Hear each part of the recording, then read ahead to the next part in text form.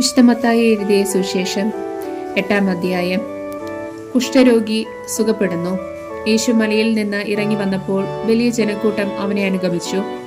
അപ്പോൾ ഒരു കുഷ്ഠരോഗി അടുത്തു വന്ന് താണു വണങ്ങി പറഞ്ഞു, കർത്താവെ, അങ്ങേക്ക് മനസ്സുണ്ടെങ്കിൽ എന്നെ ശുദ്ധനാക്കാൻ കഴിയും. യേശു കൈനീട്ടി അവനെ സ്പർശിച്ചുകൊണ്ട് അരുൾ ചെയ്തു, എനിക്ക് മനസ്സുണ്ട്, നിനക്ക് ശുദ്ധി വരട്ടെ. തൽക്ഷണം കുഷ്ഠം മാറി അവന് ശുദ്ധി വന്നു. യേശു അവനോട് പറഞ്ഞു, നീ ഇത് ആരോടും പറയരുത്. പോയി നിന്നെ തന്നെ പുരോഹിതനെ കാണിച്ചു കൊടുക്കുകയും മോശ കൽപ്പിച്ചിട്ടുള്ള കാഴ്ച ജനത്തിന്റെ സാക്ഷ്യത്തിനായി സമർപ്പിക്കുകയും ചെയ്യുക. ശതാധിപന്റെ ഭൃത്യൻ. യേശു കഫർനഹൂമിൽ പ്രവേശിച്ചപ്പോൾ ഒരു ശതാധിപൻ അവന്റെ അടുക്കൽ വന്ന് യാചിച്ചു, കർത്താവേ, എന്റെ ഭൃത്യൻ തളർവാദം പിടിപെട്ട് കഠിന വേദന അനുഭവിച്ച് വീട്ടിൽ കിടക്കുന്നു. യേശു അവനോട് പറഞ്ഞു, ഞാൻ വന്ന് അവനെ സുഖപ്പെടുത്താം. അപ്പോൾ ശതാധിപൻ പ്രതിവചിച്ചു, കർത്താവേ, നീ എന്റെ ഭവനത്തിൽ പ്രവേശിക്കാൻ ഞാൻ യോഗ്യനല്ല. നീ ഒരു വാക്കുച്ചരിച്ചാൽ മാത്രം മതി, എന്റെ ഭൃത്യൻ സുഖപ്പെടും. ഞാനും അധികാരത്തിന് കീഴ്പ്പെട്ടവനാണ്. എന്റെ കീഴിലും പടയാളികളുണ്ട്. ഒരുവനോട് പോവുക എന്ന് പറയുമ്പോൾ അവൻ പോകുന്നു, അപരനോട് വരിക എന്ന് പറയുമ്പോൾ അവൻ വരുന്നു, എന്റെ ദാസനോട് ഇത് ചെയ്യുക എന്ന് പറയുമ്പോൾ അവൻ അത് ചെയ്യുന്നു. യേശു ഇത് കേട്ട് ആശ്ചര്യപ്പെട്ട് തന്നെ അനുഗമിച്ചിരുന്നവരോട് പറഞ്ഞു, സത്യമായി ഞാൻ നിങ്ങളോട് പറയുന്നു, ഇതുപോലുള്ള വിശ്വാസം ഇസ്രായേലിൽ ഒരുവനിൽ പോലും ഞാൻ കണ്ടിട്ടില്ല. വീണ്ടും ഞാൻ നിങ്ങളോട് പറയുന്നു, കിഴക്കു നിന്നും പടിഞ്ഞാറ് നിന്നും നിരവധി ആളുകൾ വന്ന് അബ്രാഹത്തോടും ഇസഹാക്കിനോടും യാക്കോബിനോടും കൂടെ സ്വർഗരാജ്യത്തിൽ വിരുന്നിനിരിക്കും. രാജ്യത്തിന്റെ മക്കളാകട്ടെ പുറത്തുള്ള അന്ധകാരത്തിലേക്ക് എറിയപ്പെടും. അവിടെ വിലാപവും പല്ലുകടിയുമായിരിക്കും. യേശു ശതാധിപനോട് പറഞ്ഞു, പോയിക്കൊള്ളുക, നീ വിശ്വസിച്ചതുപോലെ നിനക്ക് ഭവിക്കട്ടെ. ആ സമയത്ത് തന്നെ ഭൃത്യൻ സുഖം പ്രാപിച്ചു. പത്രോസിന്റെ ഭവനത്തിൽ.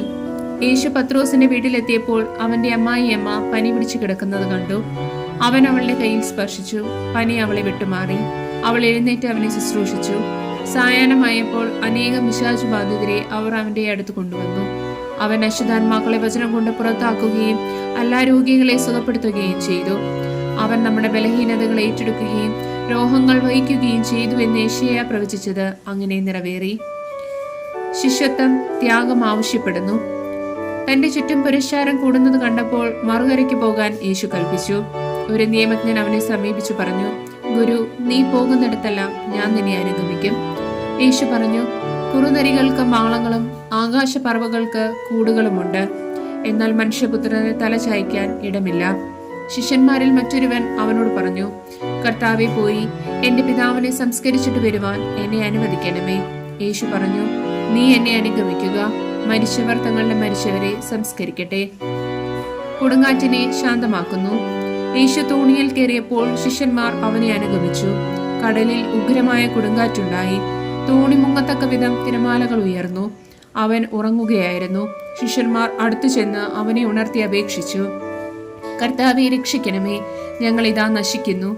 അവൻ പറഞ്ഞു, അല്പവിശ്വാസികളെ, നിങ്ങൾ എന്തിനു ഭയപ്പെടുന്നു? അവൻ എഴുന്നേറ്റ് കാറ്റിനെയും കടലിനെയും ശാസിച്ചു. വലിയ ശാന്തതയുണ്ടായി. അവർ ആശ്ചര്യപ്പെട്ട് പറഞ്ഞു, ഇവൻ ആര്? കാറ്റും കടലും പോലും ഇവനെ അനുസരിക്കുന്നുവല്ലോ.